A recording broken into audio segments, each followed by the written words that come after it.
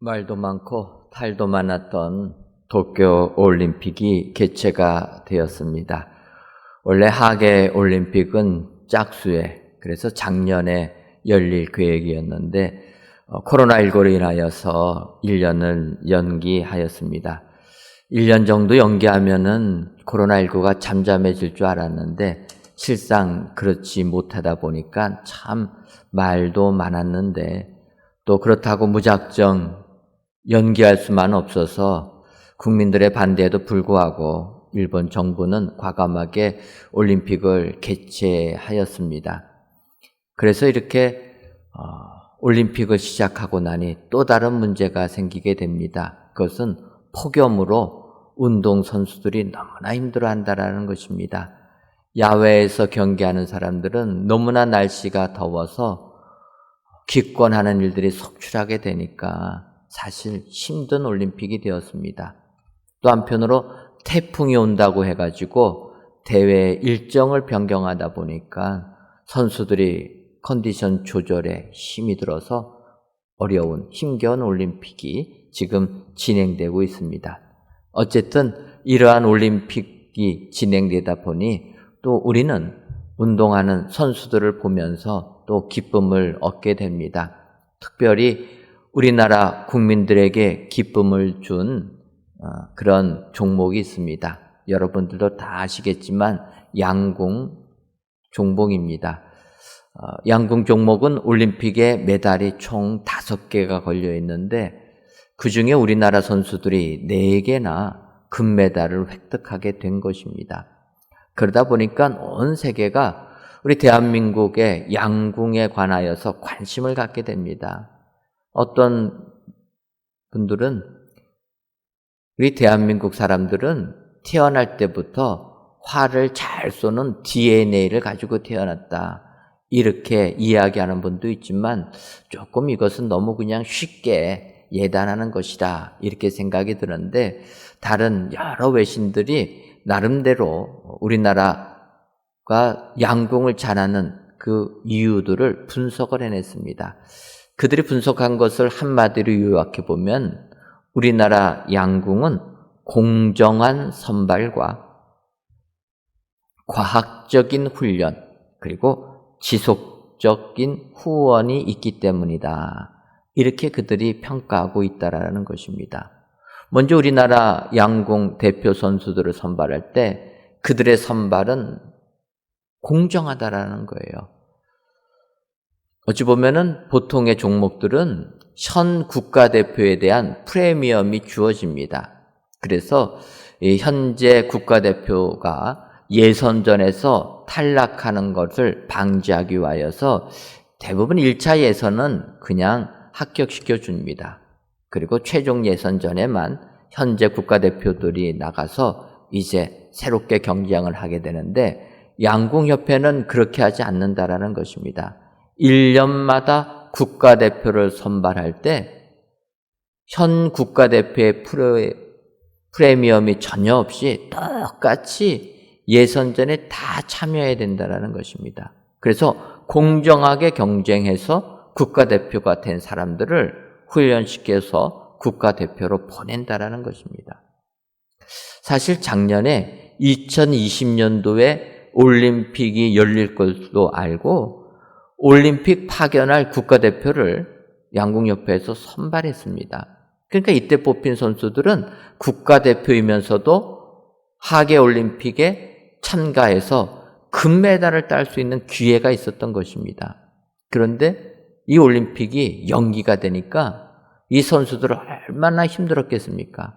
그런데 이런 선수들에게 혜택을 주지 않는다는 거예요.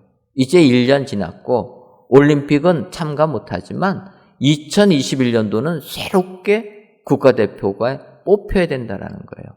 그래서 제로에서 다시 시작해서 이번에 국가대표를 선발하였고 그 선수들을 보내니까 금메달을 이렇게 많이 딸 수 있었다는 것입니다. 두 번째로 외신에서 지적한 부분은 양궁협회에 전폭적인 지원이 있다는 것입니다. 이렇게 국가대표로 뽑힌 선수들 그냥 놔두는 것이 아니라 협회에서 가장 편안한 마음으로 대회에 임할 수 있도록 일본 양궁 운동장과 똑같은 모양의 시설을 우리나라에 그대로 갖춰놨다라는 것입니다. 그래서 우리나라 선수들이 일본 양궁 경기장에 가지 않아도 우리나라 땅에서 똑같은 시설 속에서 연습을 하니까 실제 일본 경기장에 가갖고도 이상할 게 없다라는 거예요. 내 집 같은 편안한 마음을 가지고 경기에 임할 수 있어서 좋은 결과가 있었다. 더군다나 이번에 도쿄올림픽을 치르는 양궁장은 바닷가 옆이라서 바람의 변수가 많이 있는 지역이라는 것입니다. 그것을 알고 협회에서 우리나라 선수들을 훈련시킬 때 일부러 바닷가로 보내가지고 똑같은 거센 바람에 맞서가면서 활을 쏠 수 있는 이런 훈련을 시켰다는 것입니다. 그래서 이렇게 훈련받은 선수들이 올림픽에 참가하게 되니까 금메달을 따는 이러한 선수들이 되었다는 것입니다. 그리고 마지막으로 우리나라 양궁 선수들에 대한 지속적인 후원이 있기 때문이다. 그렇게 이야기하는 분들이 있습니다. 그것은 자기네 나라 선수들을 보게 되면 이 선수들이 양궁에만 매달릴 수 없다라는 거예요. 사회적으로 재정적으로 뒷받침이 되지 못하다 보니까 이 선수들이 낮에는 일하고 퇴근하고 나서야 비로소 양궁 훈련을 받으니까 양궁에만 몰두할 수 없고 절대적으로 시간이 부족하니까 이들이 우리나라 선수들을 따라갈 수 없다라는 것입니다. 우리나라는 초등학교부터 양궁부가 있어서 아이들을 키우고 이 잘한 선수들이 대학을 졸업해도 실업팀이 있어서 실업팀에서 그들의 생계를 보장해 준다라는 것입니다.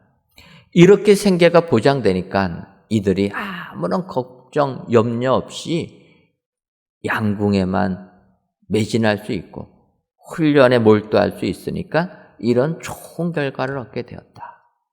저는 우리나라 대표 선수들이 양궁에서 많은 메달을 따는 걸 보면서 어찌 보면 이것은 우리 그리스도인들에게 시사해 주는 바가 크다라는 생각을 하게 되었습니다. 특히 양궁 국가대표들이 선발되는 것을 보면서 우리나라의 교회의 리더들도 이렇게 선발돼야 되지 않겠는가라는 생각입니다. 이 사회에 빛과 소금으로서 사회를 이끌어가야 되는 교회가 어느 순간에 교회의 리더들이 이러한 집안의 프리미엄을 가지고 교회의 리더로 양육되고 있다는 것입니다. 공정하게 출발하지 못하고 프리미엄을 가지고 하다 보니까 한국 사회에 세습이라는 이런 지탄의 대상이 되었다라는 것입니다.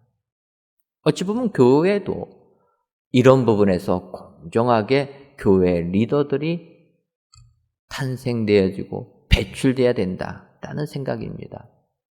더 나아가서 이 교회 리더들은 양궁 대표들이 훈련에 매진하는 것처럼 영적 훈련에 몰두해야 된다라는 것입니다. 과거에 내가 훈련을 잘 받았다는 것에 끝나버리면 안 된다라는 거예요. 지금 우리가 훈련을 받아야 된다라는 것입니다. 이렇게 훈련할 때 좋은 결과가 들어오게 된다. 더 나아가서 지속적인 후원이 있어야 된다라는 것입니다. 사실 우리나라는 좋은 전통이 있습니다. 그 좋은 전통은 교회가 사역자들이 사역하는 일에만 전념할 수 있도록 후원해 준다라는 거예요. 그래서 그런 교회의 전폭적인 후원을 받는 사역자들은 내가 하나님의 말씀을 연구하고 주의 복음 증거하는 일만 할 수 있는 것이 얼마나 축복인가 깨닫고 그 일에 전심전력을 해야 된다라는 것입니다. 다른 데 관심을 두면 안 된다라는 거예요. 요즘 코로나19로 인하여서 교회들이 어렵습니다. 그러니까 목회자들이 생활할 수가 없어서 낮에는 일하고 밤에 말씀 준비하며 사역하는 목회자들이 생기고 있습니다. 저는 할 수만 있다라면 목회자들은 말씀에만 매진해야 된다라는 생각을 하게 됩니다. 어떤 분들은 그렇게 질문할 수도 있을 것입니다. 바울 사도도 낮에는 일하고 밤에 주의를 하지 않았습니까? 우리도 그러면은 바울 사도처럼 그렇게 하면 안 됩니까? 우리가 바울 사도만큼 역량이 뛰어나면 그래도 됩니다. 바울 사도처럼 학문이 깊고 바울 사도처럼 영적 능력이 뛰어나다라면 그 작은 시간 낮에 일하고 밤에 주의를 하는 것 괜찮습니다.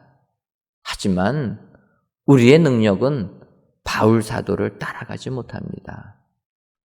바울 사도보다 부족한 우리의 능력이라면 우리는 우리의 능력을 최대치로 끌어낼 수 있도록 주의 일에만 매진해야 된다는 거예요.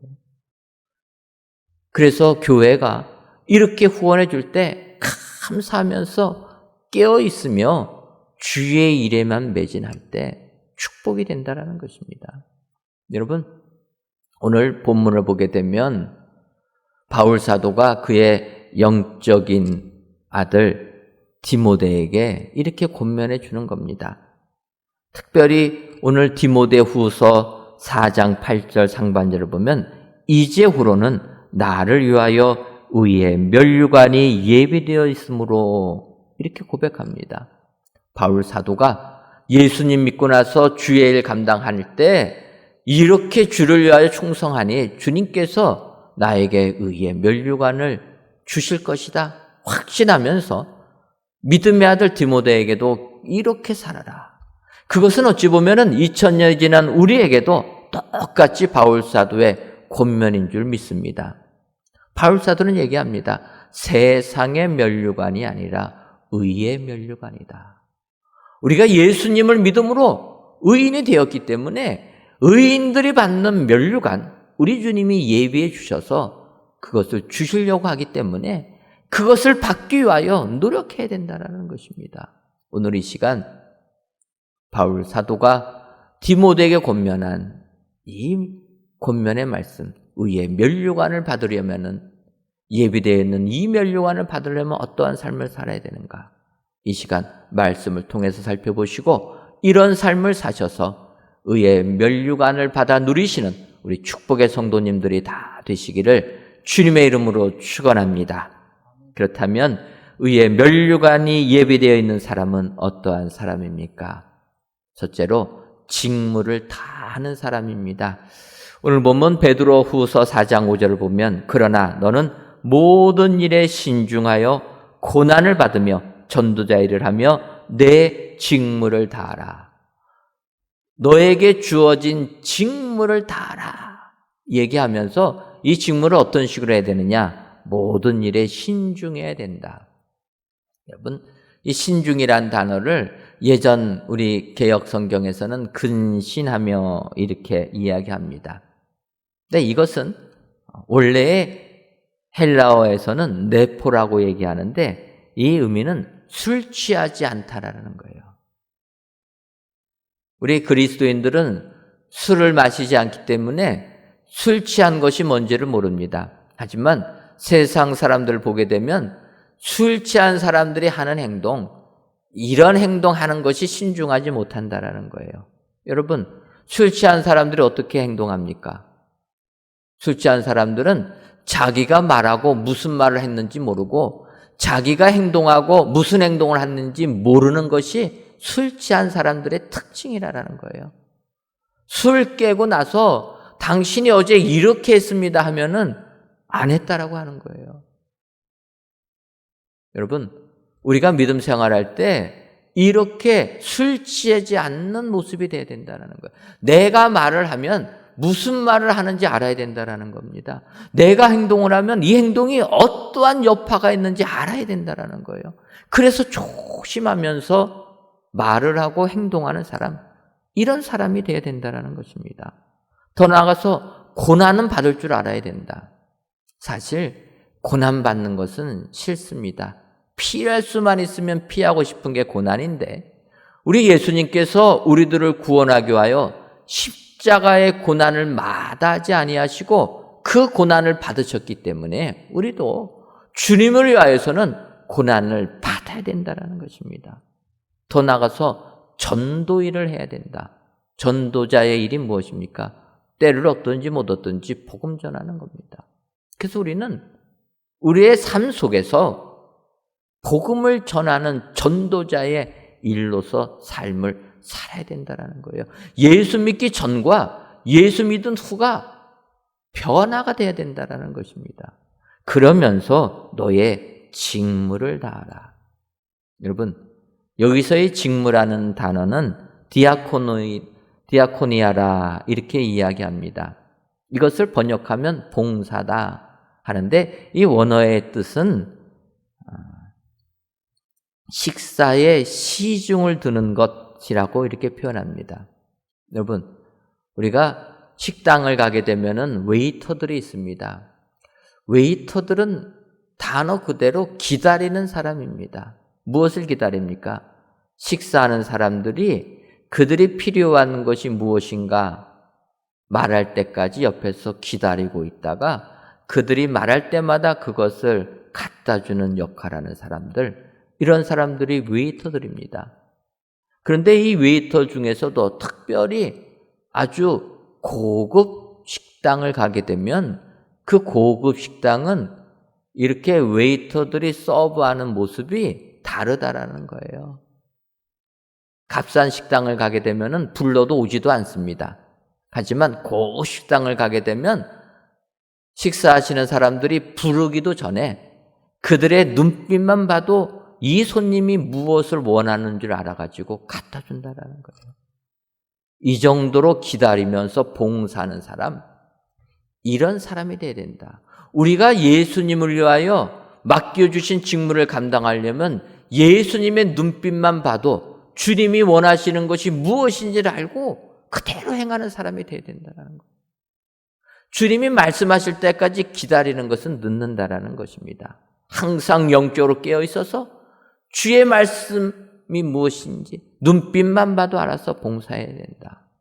주님뿐만 아니라 세상을 향하여서도 이렇게 봉사하는 자세가 있어야 된다는 거예요. 요즘같이 힘들 때 세상은 우리 그리스도인들에게 요구하는 것이 많습니다.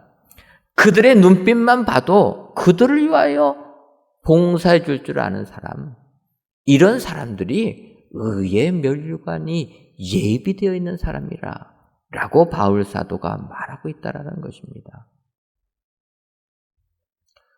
코로나19가 또다시 확산이 되다 보니까 모임들을 자제하라 권면합니다. 모이는 게 꺼려집니다. 그래서 저희 교회도 한 실에 한 명만 근무하는 것을 목표로 세워가지고 한 사무실에는 한 명만 근무하게 만들었습니다. 나머지 분들은 재택근무하도록. 그러다 보니까 저는 은혜로 혼자 사무실 속에 대해서 저는 재택근무 못하고 맨날 교회 나오게 되는데, 이렇게 많은 사람들이 없다 보니까 약속하지 않았고 불시에 제 방을 오시는 분이 계십니다. 지난주에는 어느 목사님이 사전에 약속도 하지 아니하고 제 방문을 놓고 하셨습니다. 제 방에 오셨길래 그래도 영접해서 이렇게 대화를 나누다 보니까 그분은 20년도 더 전에 서울역 노숙자들에게 밥을 드리는, 식사를 제공하는 이런 봉사일을 하셨던 분이라는 것입니다.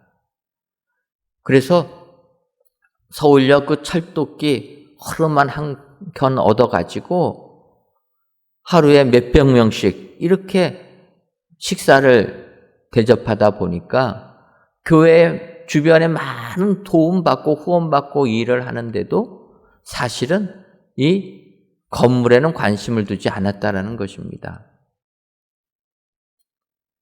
물질보다 건물보다 사람이 더 중요하다. 그래서 이제 20년을 넘게 이렇게 했는데 코로나19라는 예상하지 못한 일이 발생되면서 한국교회가 큰 어려움을 겪게 되고 그러면서 자연스럽게 후원이 끊기다 보니까 이제는 월세도 밀려가지고 어떻게 이 일을 감당하지를 못하겠다라는 거예요. 그렇다고 그냥 있을 수가 없어서 그냥 한국교회 약속 이런 것도 못하고 주님이 인도하시는 그대로 그냥 다니면서 부탁한다라는 거예요. 천호동에 와보니까 우리 은혜광성교회 새 성전 크게 건축되어 있는 것을 보고 무례하지만 그냥 오셨다라는 겁니다. 사실 이렇게 교회들을 다니면서 후원해달라고 부탁하는 것, 그 목사님이 사역을 할 때 얼마나 자존심이 상하겠습니까? 하지만 안 믿는 자들, 노숙자들, 그들의 생명을 귀한 것으로 알고 그들에게 한 끼라도 대접하기 위하여서 이 봉사에 사역하는 이 직무를 감당하기 위하여 그분은 자존심 다 내려놓고 이렇게 그 무더운 여름날 교회들을 찾아다니면서 부탁하고 있다는 거예요. 여러분, 저는 그 목사님과 대화를 나누면서 이렇게 나에게 주어진 직무를 최선을 다하는 자에게 의의 멸관이 예비되어 있을 것이다. 확신하게 되었다는 것입니다. 오늘 귀한 예배를 드리시는 사랑하는 성도 여러분, 하나님께서는 여러분들을 주애를 위하여 다 부르신 줄 믿습니다. 여러분들 각자에게 주의 직무를 다 주신 줄 믿습니다. 그렇다면 주님이 맡겨준 직분, 그 직무를 내 위치에서 최선을 다하여 봉사하며 섬길 때 의의 면류관을 받게 되는 축복자들이 되는 줄 믿습니다. 오늘 이 예배를 드리시는 저와 여러분 모두가 주님이 주신 직무 최선을 다해서 감당하셔서 의의 면류관을 받아 누리시는 우리 축복의 성도님들이 되시기를 주님의 이름으로 축원합니다. 두 번째로 의의 면류관이 예비되어 있는 사람은 믿음을 지키는 사람입니다. 오늘 보면 디모데후서 4장 7절을 보면 나는 선한 싸움을 싸우고 나의 달려갈 길을 마치고 믿음을 지켰으니. 여러분, 의의 면류관을 받으려면 믿음을 지켜야 된다라는 거예요. 근데 여러분, 믿음을 지키는 게 얼마나 어렵습니까? 근데 오늘 바울은 이 믿음을 지키는 부분을 시합에, 경기에 비유하면서 설명합니다. 나는 선한 싸움을 싸우고 나의 달려갈 길을 마쳤다.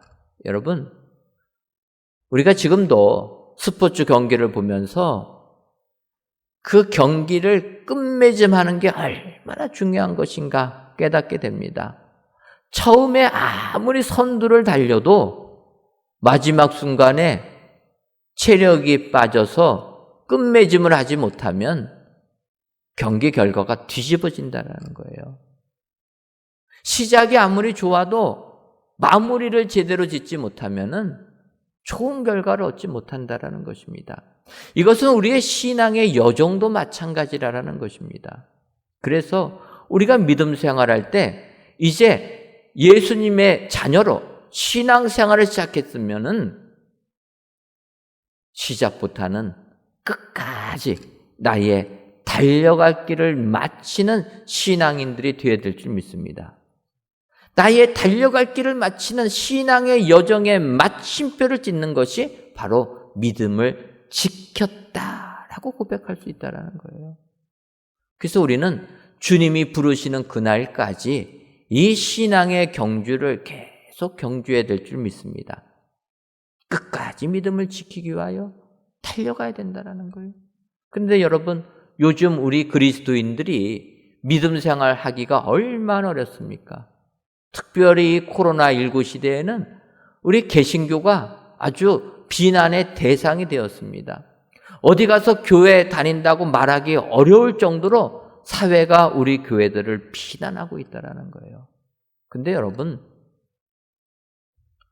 그러면서 세상 사람들이 얘기합니다. 다른 종교 단체들 보면은 모이지 말라고 하면 안 모이는데 왜 개신교만 이러냐? 여러분, 이게 개신교의 특징입니다. 그렇게 일방 통로로 움직이는 그런 단체하고는 달리 개신교는 각자의 의견들을 존중해 준다라는 거예요. 왜 그렇습니까? 위에서 시키는 대로 모든 조직들이 움직이게 되면 그런 조직은 독재의 유혹에 넘어가기 쉽기 때문이라는 거예요. 밑에 의견들을 들어보고 협의하면서 나가야지만 독재가 되지 않습니다. 사실 얼마나 속이 시원합니까? 위에서 명령 내리면 끝까지 다 순종하게 되면. 하지만 여러분, 만약에 그 리더가 잘못되게 되면 그 단체는 어떻게 되겠습니까? 개신교는 그렇지 않다라는 거예요. 각자의 교회의 다양성을 인정합니다. 그래서 조금은 시간이 늦어져도 그렇게 뜻이 모여져서 나가는 것에 능력이 있다라는 거예요. 그런데 사회는 매도한다라는 거예요. 처음에 군대처럼 움직이지 아니하는 개신교를 보면서 비난한다라는 것입니다. 여러분, 이럴 때 우리가 그리스도인으로 믿음 생활하는 것 어렵습니다. 눈치 보입니다. 그러나 하나님께서 나를 하나님의 자녀로 택하시고 이제 믿음의 경주를 하라 우리를 부르셨다라면 그 선한 싸움 마다하지 아니하고 싸워야 된다는 거예요. 그리고 달려갈 길을 맞춰야 된다. 끝을 봐야지 도중에 포기하면 안 된다는 것입니다. 주변에서 야유하고 질시한다고 조롱한다고 믿음을 포기하면 안 된다는 거예요. 그래서 이 믿음을 지키는 사람이 의의 면류관이 예비되어 있는 사람이라. 오늘 말씀하시는 것 기억하시고 세상에서 믿음 생활하기 힘드셔도 믿음을 끝까지 지키시는 여러분들 되시기를 주님의 이름으로 축원합니다. 우리가 영상을 통해서 예배드리는 것, 우리의 믿음 유지하기가 어렵습니다. 그럼에도 불구하고 끝까지 믿음을 지킬 때 우리에게는 세상 어느 것과도 비교할 수 없는 의의 면류관, 하나님이 주시는 면류관이 우리에게 예비되어 있는 줄 믿습니다. 오늘 귀한 예배를 드리신 저와 여러분들이 믿음을 지키셔서 의의 면류관을 받아 누리시는 축복의 성도님들이 다 되시기를 주님의 이름으로 축원합니다. 마지막 세 번째로 의의 면류관이 예비되어 있는 사람은 주의 나타나심을 사모하는 사람입니다. 디모데후서 4장 8절을 보면 이제후로는 나를 위하여 의의 면류관이 예비되어 있으므로 주 곧 의로우신 재판장이 그날에 내게 주실 것이며 내게만 아니라 주의 나타나심을 사모하는 모든 자에게도니라. 이렇게 이야기하고 있습니다. 이 세상의 삶이 아무리 힘들어도 예수님의 다시 오심을 확신하여 주의 나타나심을 사모하는 모든 자들에게는 의의 면류관이 예비되어 있다는 것입니다. 주의 나타나심은 다른 표현으로 말하면 주의 재림하심입니다. 2000년 전에 오신 예수님이 다시 이 땅에 오시는 것, 그것을 사모해야 된다는 거예요. 근데 사실 우리가 이 세상 살면서 고통 속에 있으면 우리는 주님 어서 오시옵소서 이렇게 사모합니다. 하지만 내 가정이 행복하고 내 직장이 번창하면은 주님 어서 오십시옵소서 고백하기보다는 주님 내일 오시옵소서 이렇게 얘기하는 게 우리의 마음이라는 거예요. 하지만 오늘 바울 사도는 이야기합니다.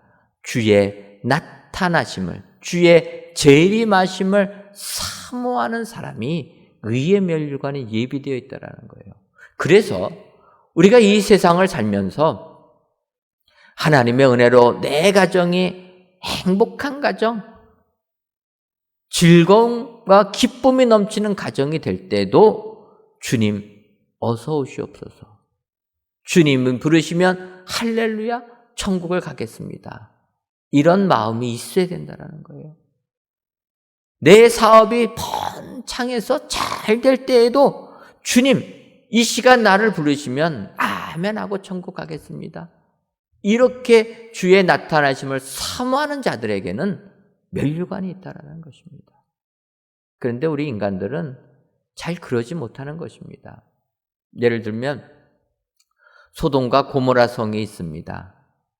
그 소돔과 고모라 성은 아브라함의 조카가 되는 롯이 그곳에 정착해서 살았던 성입니다. 아브라함과 롯이 한 곳에 거주하기에는 너무나 그 재산들이 많아져 가지고 이들이 이제는 분리를 하게 됩니다. 그때 롯이 택한 땅은 소돔과 고모라 성이었는데 그 성을 롯이 보면서 에덴 동산과 같다, 이렇게 성경에서 표현합니다. 여러분, 에덴 동산이 어떠한 곳입니까? 에덴 동산은 마실 물이 풍부한 곳입니다. 여러분, 사람은 물 없으면 살 수 없습니다. 그런데 에덴 동산에는 사방에 4곳에 큰 강들이 흐르는 이렇게 물이 풍부한 동산, 땅이라는 것입니다. 이렇게 물이 풍부하니까 그 땅에는 온갖 열매들이 많이 맺히는 풍성한 땅이라는 거예요. 더군다나 에덴 동산에는 온갖 금은보화가 가득하다라는 것입니다. 롯이 소돔과 고모라 성을 보니까 그 소돔과 고모라 성은 이처럼 풍족한 땅이었다라는 거예요. 그래서 롯은 그 땅을 선택해서 그 땅에 들어가게 됩니다. 근데 여러분, 우리가 성경을 보는 대로 이렇게 인간들 먹고 살 게 많고 모든 것이 부유하게 되니까 어떻게 됩니까? 도덕적으로 타락하고 말았다는 거예요. 생활이 윤택해지니까 하나님은 온데간데 없고 인간의 욕망에 사로잡혀서 부도덕한 삶을 살았다는 것입니다. 그래서 소돔과 고모라 성에는 동성애가 횡행했다는 거예요. 여러분, 지금 이 시대에도 동성애 얘기 나오지만 이 동성애라는 이런 부분은 아브라함 시절, 바꿔 말하면 지금으로부터 약 4,000년 전에도 있었던 이런 범죄라는, 죄악이라는 것입니다. 하나님께서 소돔과 고모라 성을 멸망시키실 때 의인 10명만 있어도 멸망 안 시킨다고 약속해 주셨습니다. 그러나 그 성은 의인 10명도 없었다는 거예요. 인간이라는 존재가 이 같은 존재라는 것입니다. 먹고 살 게 풍부하고 등 따뜻하고 배 부르면 하나님이 잊어버린다는 것입니다. 죄악으로 빠진다는 거예요. 도덕적으로 부패해진다는 것입니다. 이런 사람에게 오늘 디모데는 이야기하는 겁니다. 세상 향락에 매몰되어 있지 말고, 세상 향락에 빠져 살지 말고 주님 나타나심을 사모하며 살아야 된다. 주의 나타나심을 사모하는 자들에게는 의의 면류관이 예비되어 있다. 오늘 귀한 예배를 드리시는 사랑하는 성도 여러분, 이 세상 사시는 게 얼마나 힘드십니까? 특별히 시대가 더욱더 지나갈수록 우리들을 유혹하는 것들이 너무나 많아지는 세상입니다. 이런 세상에서 세상 것에 매몰되어 있지 마시고, 세상 것에 마음 쓰지 마시고, 세상 허탄한 것에서 벗어나셔서 주님 어서 오시옵소서, 주님 나타나심만을 사모하셔서 주님이 주시는 영광에 의해 면류관을 받아 누리시는 우리 축복의 성도님들이 되시기를 주님의 이름으로 축원합니다.